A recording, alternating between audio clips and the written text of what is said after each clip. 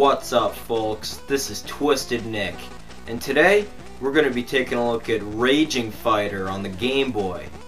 Let's check it out. Oh yeah, this is Raging Fighter on the Game Boy. It was released in June of 1993. This is a very underrated game for some reason. I don't know why no one bought it. Maybe it was due to poor advertising, or maybe it just didn't appeal to many people at first glance. At first, it seems like a corny ripoff of Street Fighter or Art of Fighting, but when you really get down to it and actually give it the time of day to be played, it ends up being a pretty enjoyable game for a little bit. There's not that much to say about the story. You just compete against 6 other opponents to become the champion of a tournament.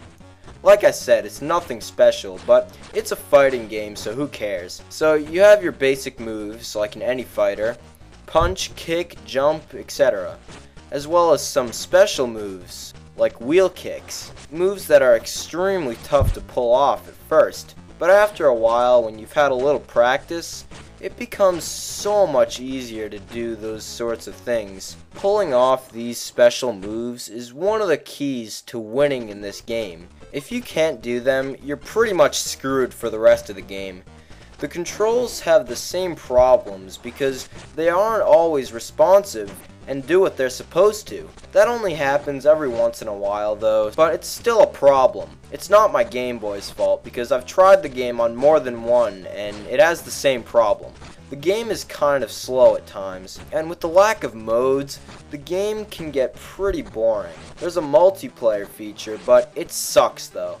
First of all, the odds of a friend owning this game was very slim, and even if you get past that problem, the game will end up becoming very tiresome and boring, especially since there's only 7 characters to choose from. But even though the game is slow and kind of boring at times, it can be very fun when you really give it a chance. I think the delayed reactions is kind of funny, how like you kick them and then like 10 seconds later they fall. The graphics are good and the sound is pretty well done. The character models look very nice, and the animation isn't bad for a Game Boy game.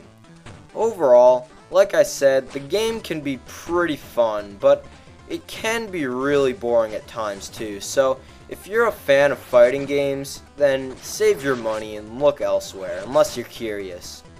Now I think I can see why it didn't do so well. The game is mediocre, so that's it. So I'm Twisted Nick, and I'll see you later.